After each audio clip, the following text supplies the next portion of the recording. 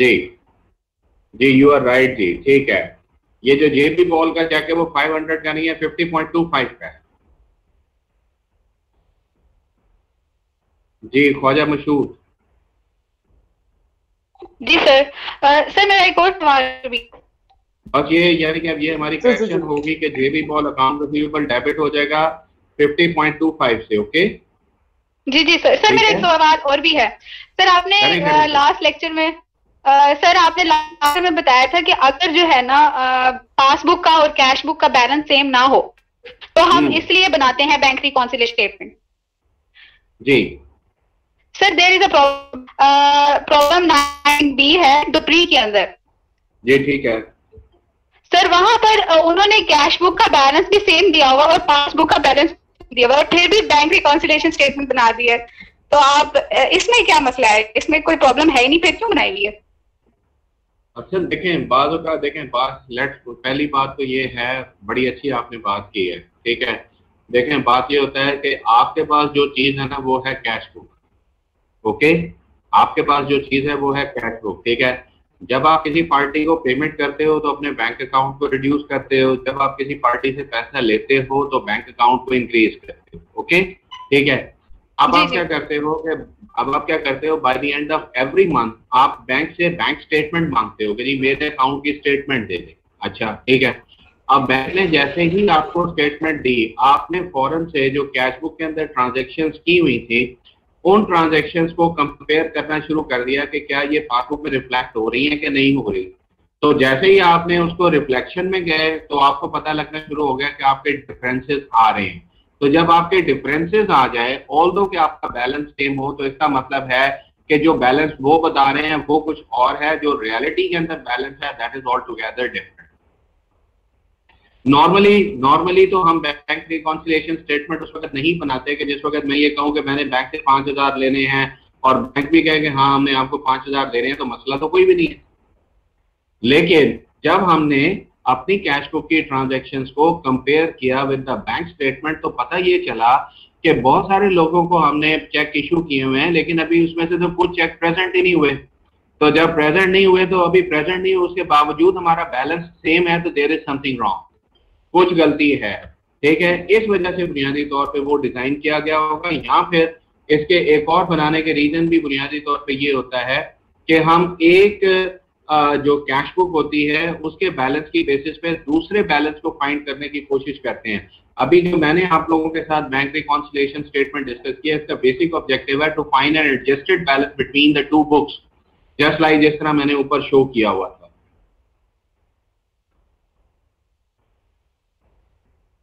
जी जी ख्वाजा मशहूद, क्या है आपका, क्या नाम है आपका? जी सर मैं आपकी बात सुन रही हूँ। हाँ जी ठीक है। क्या मैंने जो बात की वो बात, हाँ चलो ठीक है। Okay okay, anyone else who would like to take the question relevant to this the last lecture, cash book और बैंक रिकॉन्सिलिएशन स्टेटमेंट? सर एक सवाल और है कि अगर हमारे पास जब बैंक स्टेटमेंट आती है तो उसके साथ में कैंसल्ड चेक आते हैं हमारे पास या नहीं आते?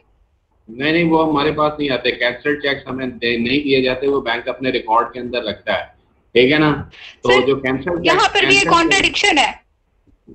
मैं आपको बताता हूँ, जो कैंसल्ड चेक्स होते हैं ना बुनियादी तौर पे ये वो चेक्स होते हैं जिसपे आपने पेमेंट कर दी होती है, ठीक है। लेट्स सपोज किसी जमाने के अंदर ट्रेडिशन होगी कि कैंसल्ड चेक की कॉपी भी आपके पास आती हो, तो फिर आपको उसका कंपैरिजन करते थे कितने चेक इशू किए, कितने पे पेमेंट हुई और जो डिफरेंस उस पे पेमेंट नहीं हुई। ओके जी।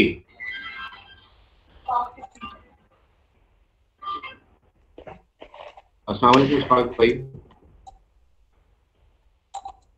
अल्लाह का शुक्र। इशफाक भाई मैं थोड़ी देर तक आपसे बात कर लूँ, अभी ना मैं क्लास ले रहा हूँ, ऑनलाइन क्लास कर रही है।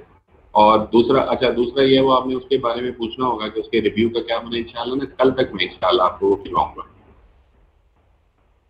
ठीक। नहीं समझ नहीं लगी, उसका लास्ट सेमेस्टर का क्या करना है? नहीं नहीं नहीं, वो जो आप कहेंगे वैसे कर लेंगे, दैट्स नॉट एन इशू। बस उसका कम से कम वो जो है ना वो कर लेंगे, यानी कि उसका एक रिव्यू कर देता हूँ, जो अपनी तरफ रिपोर्ट बनानी थी, बाकी आप जैसे कहोगे वैसे कर लेंगे, that's not an issue. Okay,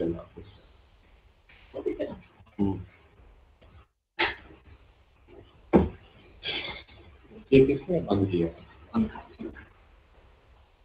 ji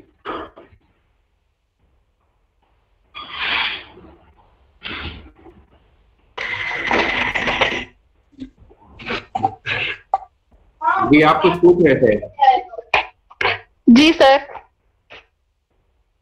sir मसला ये, जी जी सर, यहाँ पर एक मसला है पड़ा। जी सर, यहाँ पर एक ना ऐसी एंट्री दी हुई है कि चेक नंबर कोई है तो उसकी पेमेंट जो है ना, उसकी पेमेंट की जो अमाउंट है वो लिखी नहीं गई थी। जब पता कैसे चला कि वो कैंसिल चेक आया, was not among the cancel cheque return with the bank statement. नहीं, वो ठीक कह रहा है। वो कहता है कि ये एक ऐसा चेक है जो हमने जारी किया है, लेकिन ये चेक कैंसल्ड चेक के साथ नहीं आया, तो इसका मतलब है this cheque is not yet presented in the bank, तो ये अनप्रेजेंटेड चेक हुआ। चलिए ठीक है सर। एक और मसला भी है, अगर जब हम, जी मैं एक मिनट, लेट्स सपोज आप कहते हैं आपकी चेकबुक पे नंबर लिखा हुआ है चेक नंबर 1, 2, 3 एंड 4, आपने ये 4 चेक इशू किए, ओके। अब आपके पास चेक नंबर 1 वापस नहीं आया, लेकिन 2, 3, 4 कैंसिल चेक आ गए, तो इसका मतलब है कि ये चेक बैंक में प्रेजेंट भी हुआ, इस पर पेमेंट भी हुई। तो जो अनप्रेजेंटेड चेक है, इसका मतलब वो ये कहना चाह रहा है कि कैंसल्ड चेक के साथ चेक नंबर 1 शामिल नहीं है, तो इसका मतलब है this 1 check is the outstanding check.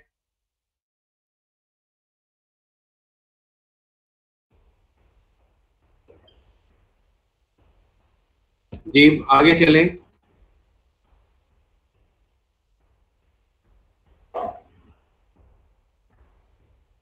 जी ख्वाजा मशहूद, क्या कहते हैं आप?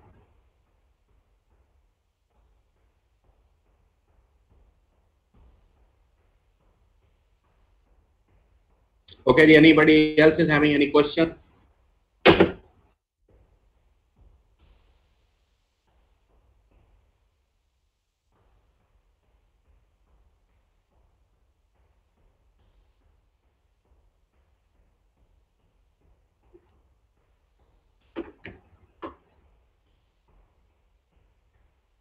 जी किसी और को भी कोई मसला है या everything is clear to all of you? अच्छा, थोड़ी देर के लिए अपने माइक ऑन कीजिएगा जरा।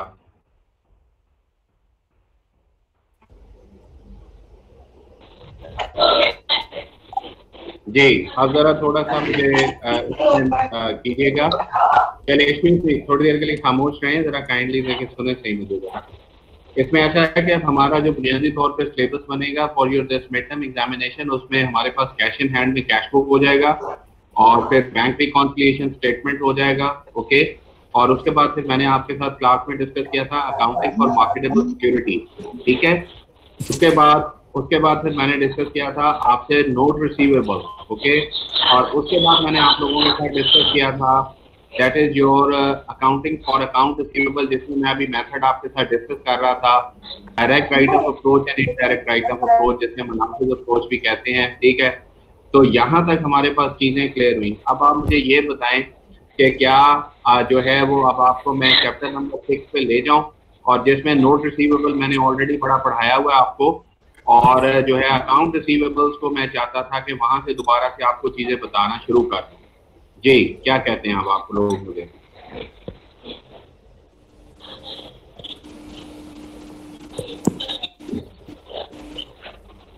जी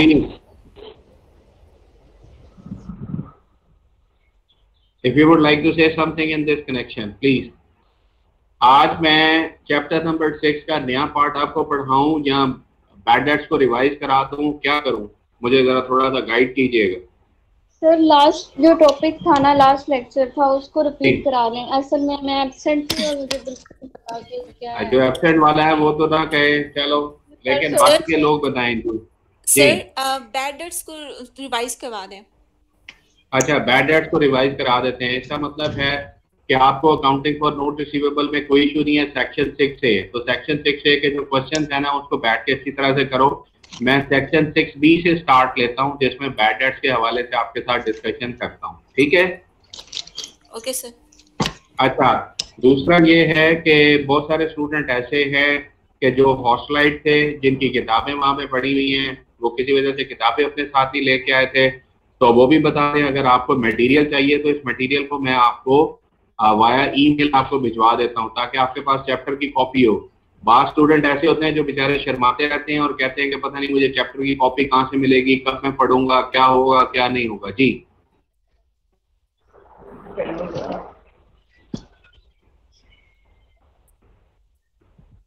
जी, हमारा सिद्दीक, आप क्या कहती हैं? जी सर। चैप्टर की कॉपी है आपके पास? सर डुपरी की बुक है मेरे पास। चलो माशाल्लाह माशाल्लाह, हैं जी, कमाल की बात ही। अगर डुबरी की किताब पूरे की पूरी आपके पास है, बड़ी अच्छी बात है। ठीक है जी, अगर आप लोगों के पास किसी के पास ये चैप्टर नंबर 6 ना हो, ठीक है, तो काइंडली मुझे बता दीजिएगा, मैं आपको मेल कर दूंगा। ठीक है, या कहते हैं तो पहले ही मेल कर देता हूँ ताकि आपका मामला हल हो जाए। कल को ये ना रहे कि सर मेरे पास टॉपिक नहीं था, किताब नहीं थी, मेरी किताब वहां रह गई थी जिसकी वजह से मैं पढ़ नहीं सका। ठीक है, चलिए जी, now I am moving toward this chapter number 6 and part B of Dupri.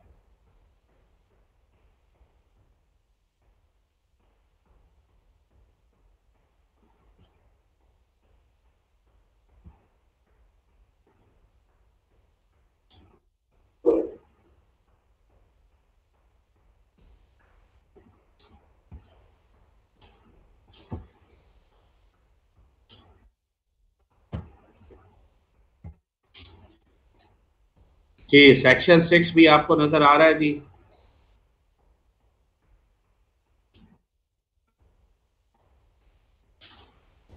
Yes sir. जी, ये चैप्टर नंबर हमारा 6 था। ठीक है, इसका जो हमारा फर्स्ट पार्ट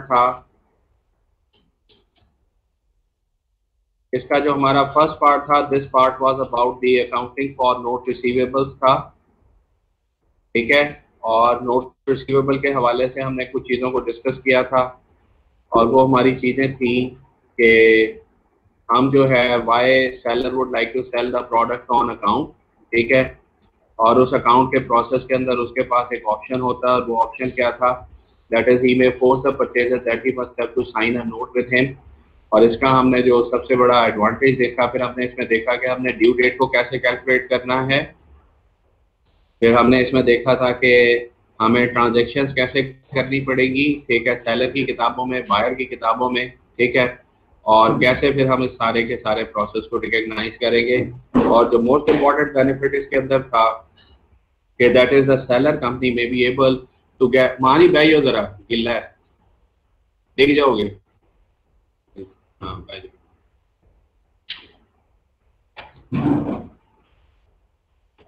ठीक है, तो इसमें जो सेलर कंपनी है, उसको जो मोस्ट इंपॉर्टेंट एडवांटेज होता है कि he may be able to get the facility of this discounting whenever he needs the money prior to the maturity of the contract. Okay, तो ये सारी चीजें हमने उसमें ऑलरेडी क्लास में डिस्कस की थी, इसको जस्ट मैंने ऐसे आपके सामने गो थ्रू किया है।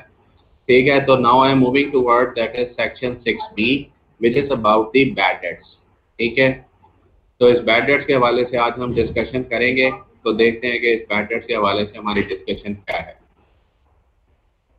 पहला सवाल जो हमारे पास ये आता है कि that is why companies would like to sell their product on credit basis even though they know that there is a probability of loss।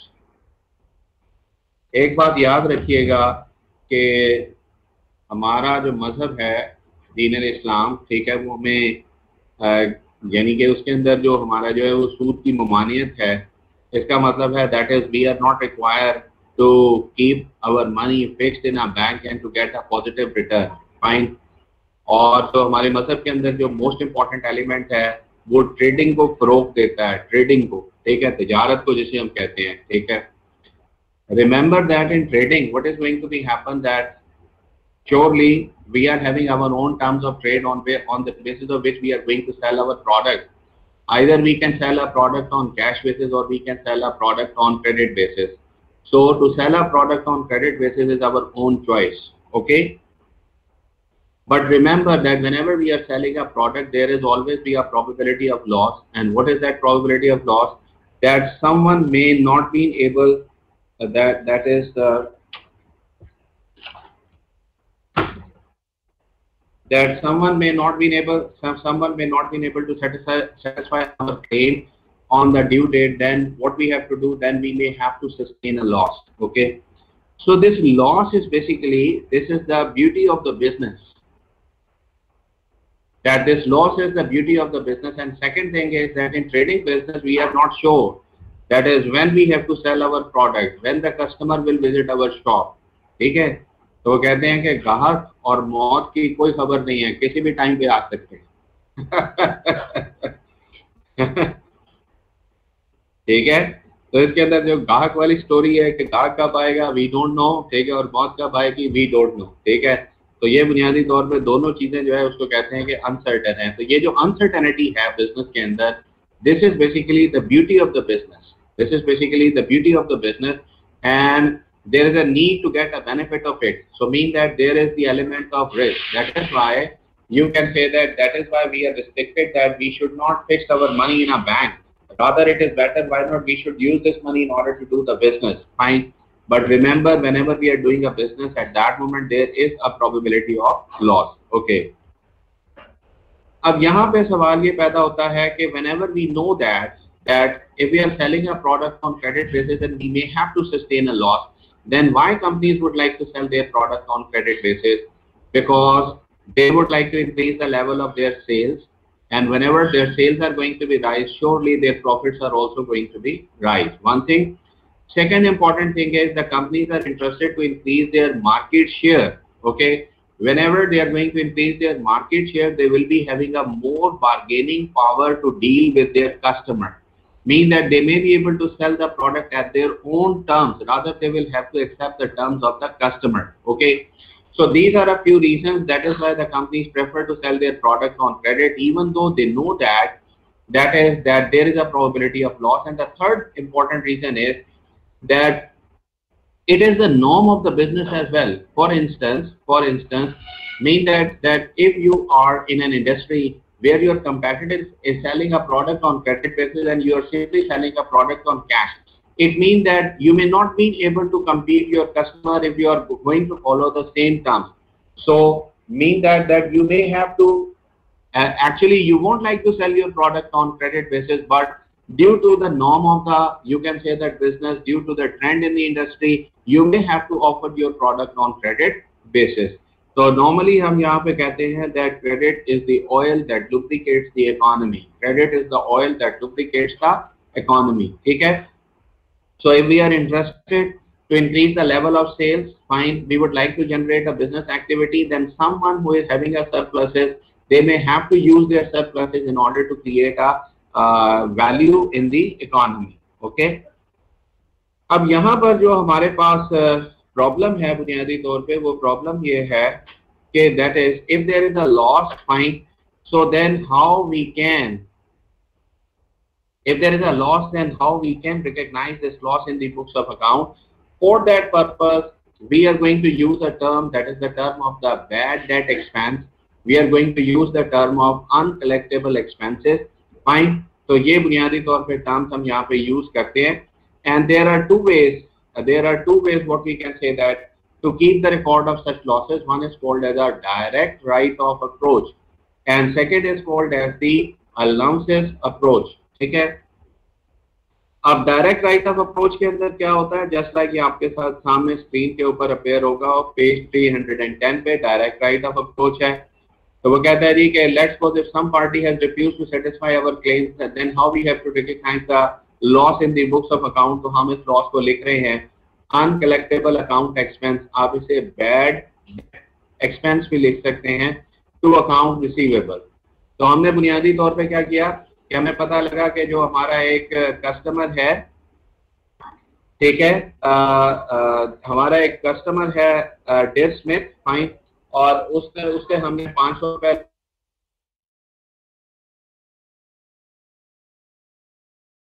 In the books of account. तो हमने क्या कहा, हमने कहा कि bad debt expense debit bye 500 and account receivable credited bye 500। तो इसको हम डायरेक्ट राइट ऑफ अप्रोच क्यों कहते हैं? Because we are straight away going to write off the asset, we are going to straight away going to write off the asset. So we have reduced the value of account receivable by 500, ठीक है। तो ये बुनियादी तौर पे हमारे पास direct write off approach है। But remember that direct write off approach is suitable at that point in time if we are going to sell a product. Direct right of approach is going to be suitable at that point in time if the losses are going to be recognized in the same time period in which we have sold a commodity. However, if you are selling a product in 2019 but you are going to recognize a loss in 2020, then at that point in time this direct right of approach is not suitable. Okay? फिर उसके बाद नीचे वो आपको बताता है कि let's suppose के ऐसा नुकसान जिसको आपने रिकॉर्ड कर लिया हो और अब वो दोबारा से नुकसान आपका वापस हो रहा हो, रिकवरी ऑफ रिटर्न ऑफ, ठीक है। तो हमने जो डेव स्मिथ को का नुकसान लिखा था, वो डेव स्मिथ वापस आ गया, उसने कहा कि सॉरी मुझसे गलती हो गई और मैं आपको आपके पैसे वापस देना चाहता हूँ। तो पहले जो हमने राइट ऑफ किया था उसी एंट्री को पलट देंगे, रिवर्स कर देंगे, so that we can recognise reinstate the account receivable in the books of account. तो अब हमने क्या किया, अकाउंट रिसीवेबल्स को डेबिट कर दिया और बैड डेट एक्सपेंस को क्रेडिट कर दिया, और साथ ही अब हमने कहा कि लाओ भाई 500 रुपया दे फटाफट से। तो now we have debited the cash and we have credited the account receivable. जी, यहां तक अगर आप क्वेश्चन लेना चाहते हैं तो यू आर वेलकम।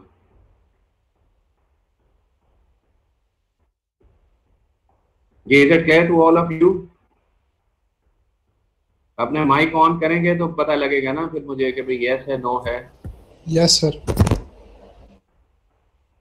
अच्छा जी, और भी कुछ लोग कहते हैं यस या सारे ऑल दे आर स्लीपिंग?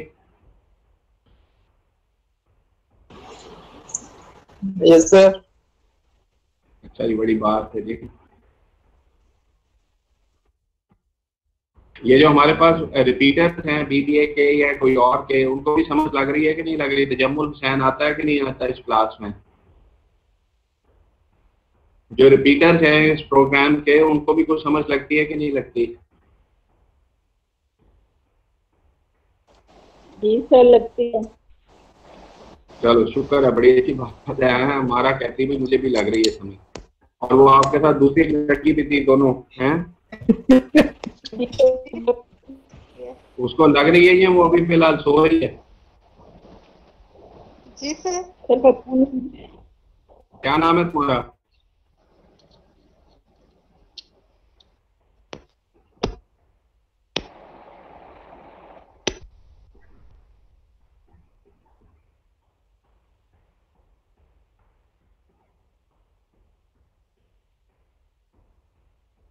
जी, मेरे पास ये रिपीटर्स हैं। हमारा अकरम है, इकरा रहमान। इकरा रहमान हो आज मीटिंग में आप?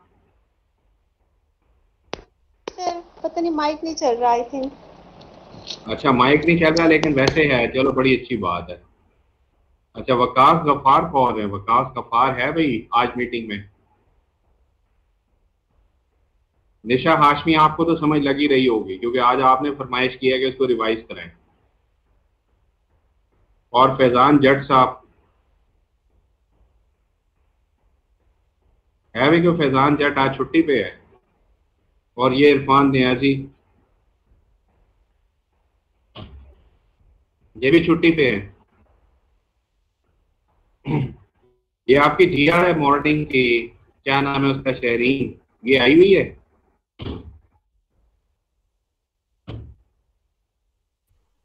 ये भी छुट्टी पे आज। वकास गफ्फार कह रहा है यस सर। नो सर, आई हुई है। तो किधर है वो? कहाँ पे हो तुम? बात नहीं आ रही तुम्हारी। सबके माइक खराब हैं आज। और ये जो सीआर साहब, वसीफ साहब है, वो आए हुए? Yes sir. अच्छा, वसी कह रहा है yes sir I am here, very good. कहाँ पे मुझे नहीं पता, पता लगे मैं सो रहा हूँ, है सर, तंग ना कीजिए। ये आते मुरसलीन है, कोई 27 रोल नंबर, ये भी आया हुआ है।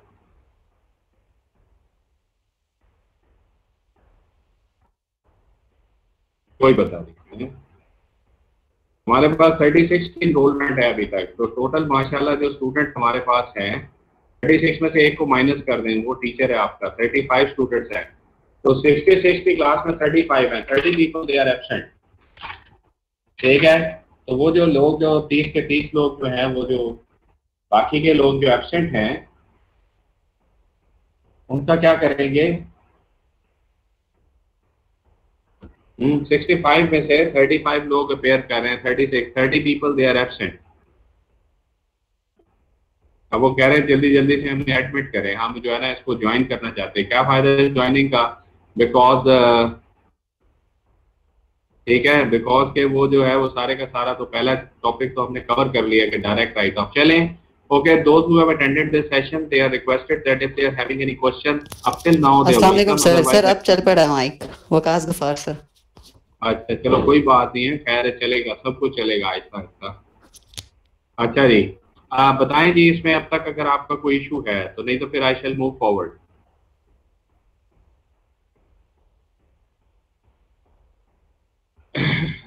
चलें जी, अब नेक्स्ट हमारे पास है that is allowances for doubtful account, और अब हमारे पास नेक्स्ट में आता है अप्रोच। जी मैंने कहा था कि direct write off approach is suitable only in that condition if the loss is going to be recognized in the same time period in which we are going to sell the product. For instance, अगर आपने 2019 में product बेचा और 2019 में ही आपको loss recognise हो गया, तो फिर उस सूरत में डायरेक्ट राइट ऑफ अप्रोच जो है वो ठीक है।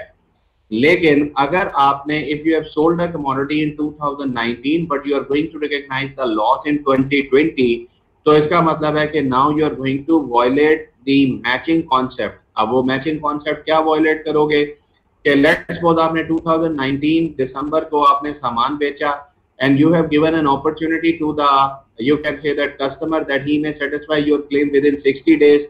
तो 60 डेज तो 31 जनवरी तक बनते थे 2020 तक। अब जब ड्यू डेट का टाइम आया तो पता लगा कि वो भाई साहब एक्सपायर हो गए हैं या वो भाग गए हैं, तो now you have to recognise the loss. अब अगर आप 2020, तो मेरा सवाल आपसे ये है कि either this bad debt expense relevant to 2019 से और it is relevant to the sale of 2020। तो जवाब हमें मिलता है कि this expense is relevant to 2019, तो why you are going to recognise this loss in 2020? So but you cannot do it because in 2019 whatsoever the books were, you have already closed it. So now you will have to recognize this loss in 2020 because you are going to use the direct right of approach. In this way what you are going to do is that you are going to overstate the profitability of 2019 and you are going to understate the profitability of 2020. So if we are interested to avoid from this situation, then what we have to do it,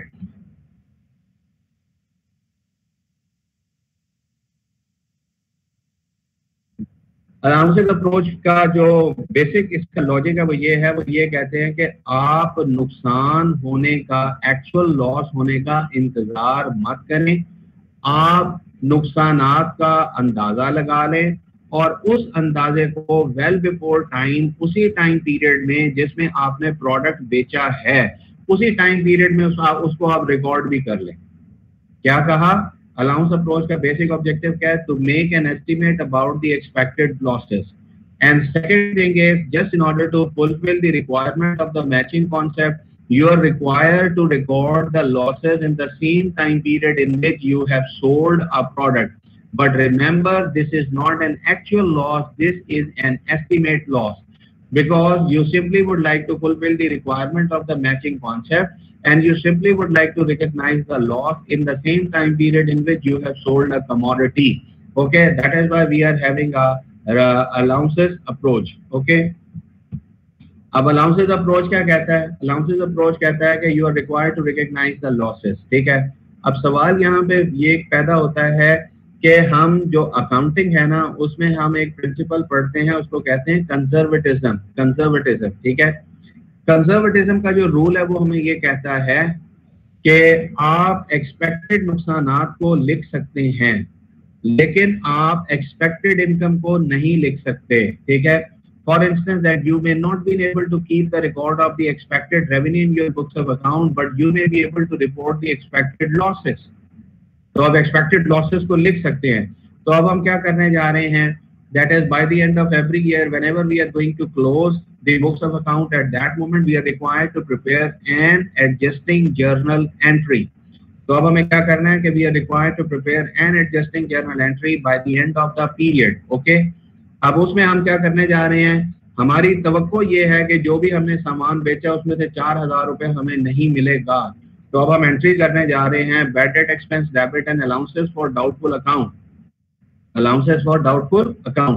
Remember that this is an adjusting journal entry and every adjusting journal entry is having two effects. One of it should be shown in the income statement, another should be shown in the balance sheet. ठीक है, अब income statement में आप bad debt expense 4000 रुपया लिखेंगे और allowances for bad dates को आप लिखेंगे 4000 रुपया। ठीक है, तो ये बुनियादी तौर पे हमारे पास अलाउंसेस अप्रोच है। ठीक है, इसके बाद नेक्स्ट देखिएगा कि उन्होंने आपको दिया हुआ है कि हमारे पास जो है अकाउंट रिसीवेबल्स हैं उनका 80,000 का बैलेंस है जबकि अलाउंसेस फॉर डाउटफुल अकाउंट का जो बैलेंस है वो 4000 है। अब अलाउंसेस फॉर डाउटफुल अकाउंट को बैड डेट एक्सपेंस को तो इनकम स्टेटमेंट में लिख दिया, तो अलाउंसेस फॉर डाउटफुल अकाउंट को कहाँ पे लिखेंगे, now we have to determine the net book value of account receivable. तो जो net book value of account receivable होगी वो 76,000 की होगी। तो हम अपनी बैलेंस शीट के अंदर लिखेंगे कि हमारे अकाउंट रिसीवेबल्स जो थे वो 80,000 के थे, minus allowances for bad dates हैं वो हमारे 4000 के हैं। तो जो नेट बुक वैल्यू हमारी बनी वो कितनी बनी, 76,000। ठीक है, तो ये उसने आपको ऊपर एग्जांपल में भी दिया हुआ है। For example just given the net book value of account receivable is 76,000। तो वो कैसे लिखेगा, account receivable 80,000 minus allowances for doubtful account 4000। ठीक है, तो हमेशा ही बात याद रखिएगा कि allowances for doubtful account is the Contra account of account receivable. तो अगर अकाउंट रिसीवेबल एसेट है, नॉर्मल बैलेंस डेबिट है, तो उसके जो कॉन्ट्रा का नॉर्मल बैलेंस होगा वो क्रेडिट होगा। ठीक है, तो इस वजह से allowances for doubtful account credit side पे लिखे हमने 4000। ठीक है, अगर आप नेट बुक वैल्यू को डिटरमिन करना चाहते हैं तो आप अकाउंट रिसीवेबल की मालियत में से अलाउंसेस फॉर डाउटफुल अकाउंट को माइनस करें तो you will be able to compute it.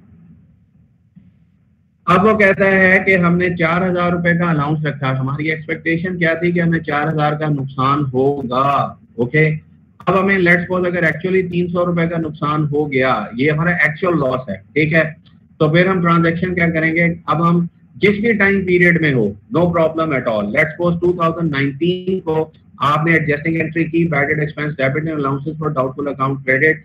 अब आपका नुकसान 2020 में हो गया। Okay, no problem at all. अब आप कर रहे हैं अलाउंसेस फॉर डाउटफुल अकाउंट को यूज कर रहे हैं और क्रेडिट किसको कर रहे हैं, अकाउंट रिसीवेबल को। तो इसका मतलब है जो आपने अलाउंस क्रिएट किया था आप उसको यूज कर रहे हैं और अकाउंट रिसीवेबल को डेबिट क्रेडिट कर रहे हैं।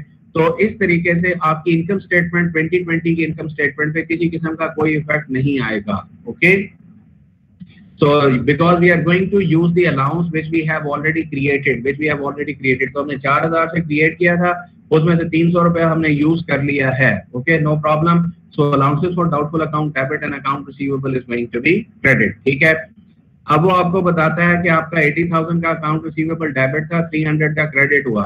तो इसका मतलब है कि आपकी net book value, net account receivable कितने बने, 8000 माइनस 80,000 माइनस 300, तो 79,700 बने। इसी तरह से हमारा अलाउंस जो था वो 4000 था और 300 हमने यूज कर लिया, तो बाकी क्या बचा, 3700। तो जब आप 79,700 में 3700 माइनस करेंगे तो then you will be having same value 76,000, जो कि हम ऑलरेडी कैलकुलेट कर चुके हैं और ये उसने कैलकुलेट करके दिया है। उसने कहा कि पहले हमारे पास अकाउंट रिसीवेबल 80 के थे और अलाउंस 4000 का था। ठीक है, फिर हमने 300 के राइट ऑफ किए तो 80,000 में से 300 राइट ऑफ हुआ तो 79,700 आ गए। 4000 में से 300 का अलाउंस यूज किया तो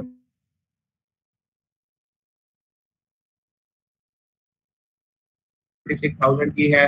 तो इसका मतलब है this process is going to continue. अब वो नेक्स्ट प्रपोजिशन आपके साथ डिस्कस करता है कि लेट्स सपोज जिस पार्टी ने नुकसान किया वही पार्टी दोबारा वापस आ गई। उसने कहा कि जी मुझे अल्लाह मियां से डर लगता है तो मैं आपसे पैसे वापस देना चाहता हूँ, पहले मैंने खाने का इरादा किया था तब कोरोना की वजह से मैंने कहा चलो मैं वापस आ जाऊं और आपसे जो है ना आके चीजों को डिस्कस करूं। तो अगर आपका जो है वही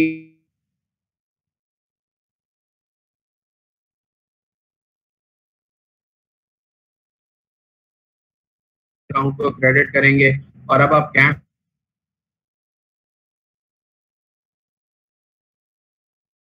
ऑफ अकाउंट, अगर आप यहां तक कोई क्वेश्चन लेना चाहता है तो you are welcome.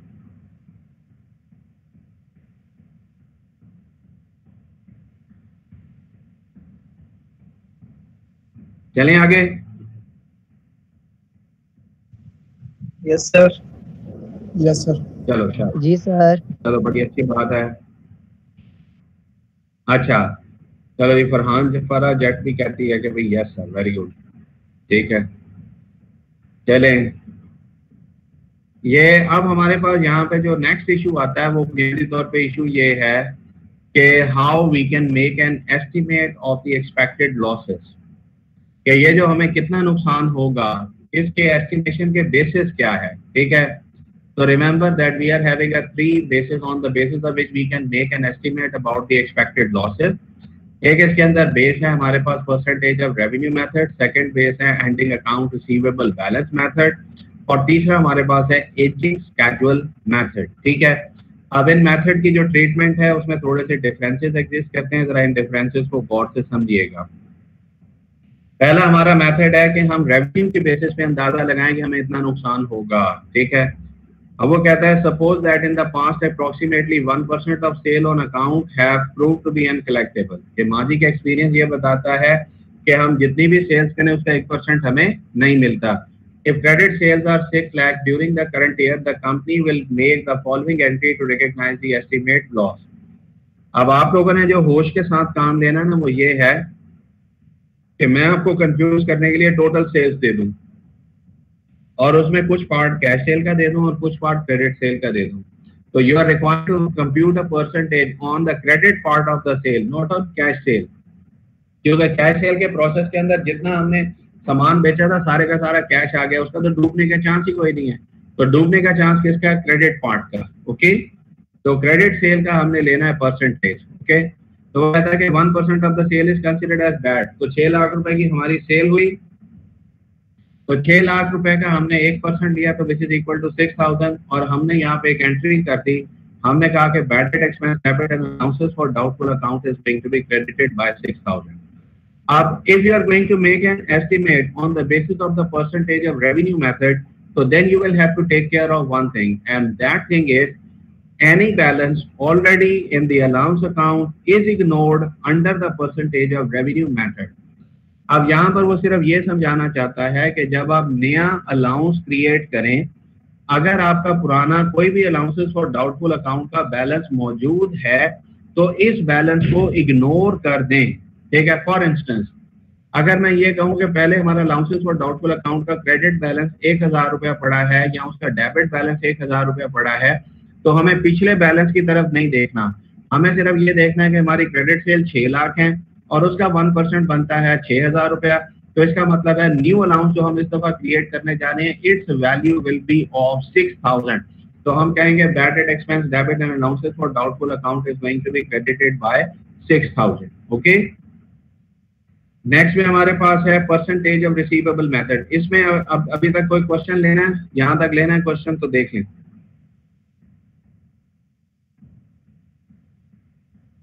Okay.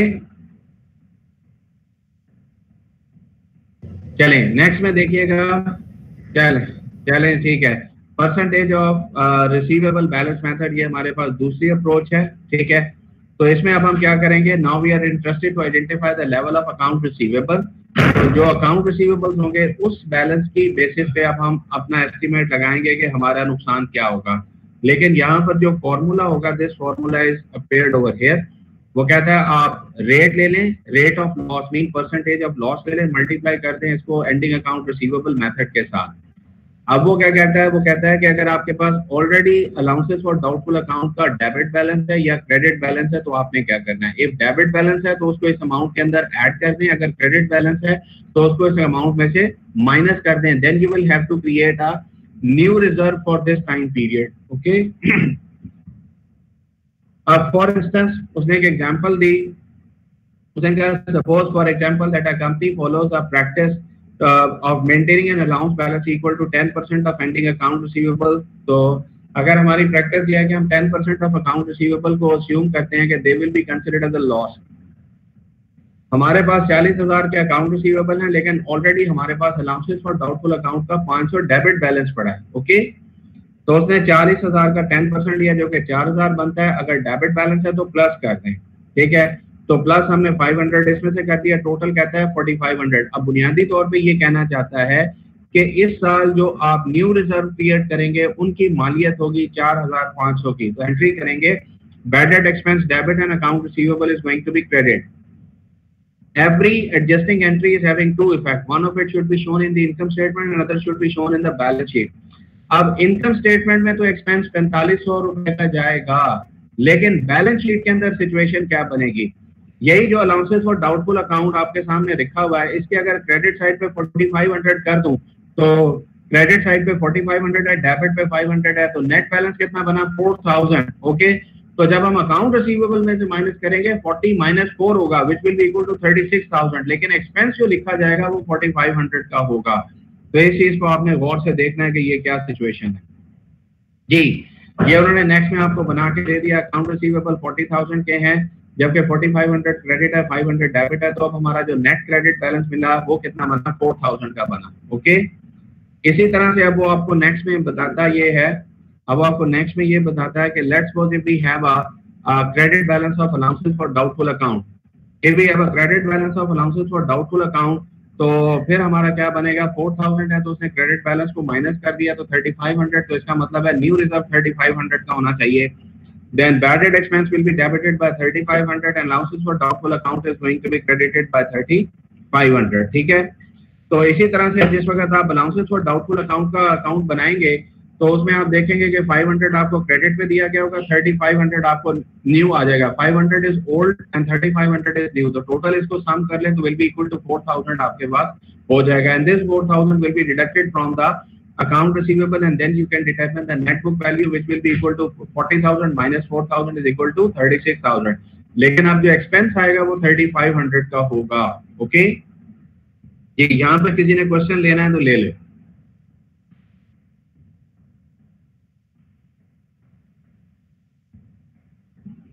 Ji, any one of you would like to ask a question relevant to this, you are welcome।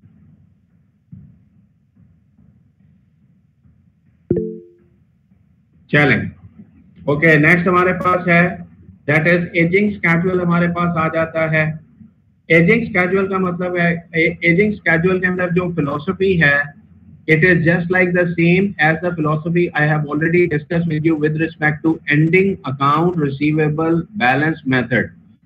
Ending account receivable balance method और एजिंग स्केड्यूल में सिर्फ एक फर्क है, और वो फर्क क्या है कि एंडिंग अकाउंट रिसीवेबल बैलेंस में जो total account receivable at the end of the year होते हैं उस पे परसेंटेज कैलकुलेट की जाती है, लेकिन एज ऑफ अकाउंट रिसीवेबल्स के अंदर जो हम परसेंटेजेस कैलकुलेट करते हैं वो with respect to the age. For instance हमारा 30 डे का क्रेडिट है, जस्ट लाइक हमारा 60 डे का क्रेडिट है, 120 डे का क्रेडिट है, ओवर 120 डे का क्रेडिट है।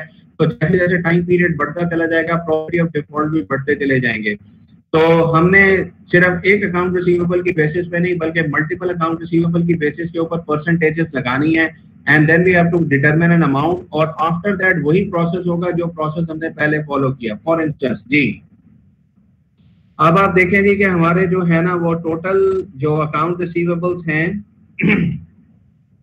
जिनका 30 डेज के हैं वो 31,000 के हैं, फिर 2800, 2900 और इसी तरह से फिर हमारा ये 3300 है। ठीक है, तो हम कहते हैं 30 डे के जो अकाउंट रिसीवेबल है उस पर प्रोबेबिलिटी ऑफ लॉस 2% है, 60 डे पे 10% है, फिर 20% है, फिर 80% है। तो इस तरह से हमने अमाउंट कैलकुलेट कर ली 620, 280, 580 एंड 2640 और इसको जमा कर लिया, इट इज इक्वल टू 4120।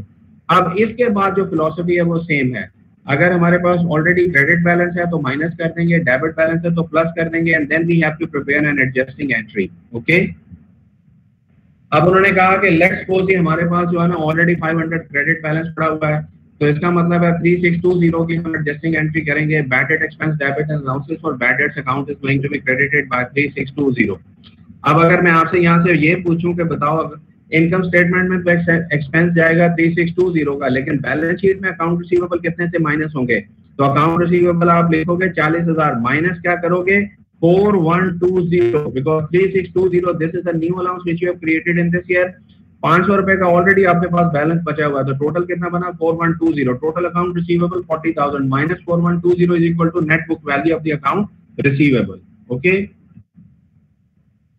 तो ये बुनियादी तौर पे हमारे पास हैं जी 3 मेथड, ठीक है, और इन 3 मेथड्स को हम यूज करते हैं in order to make an estimate. So today's your duty is that you must have to go through these methods at your own. If you will find any difficulty, come up with the question tomorrow.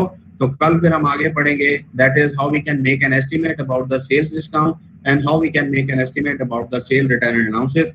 If you are having any question up till now, you are welcome to ask the question.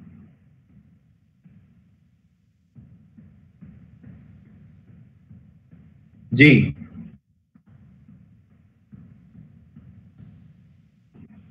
having no question?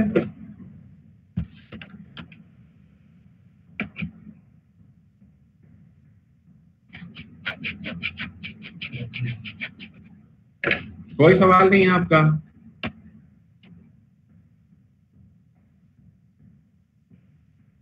So very good question. Okay, now what we have to do, inshallah tomorrow we will be having a meeting at 11.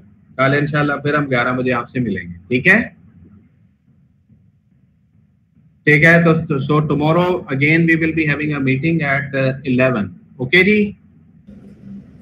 Okay, sir. Okay sir, thank you.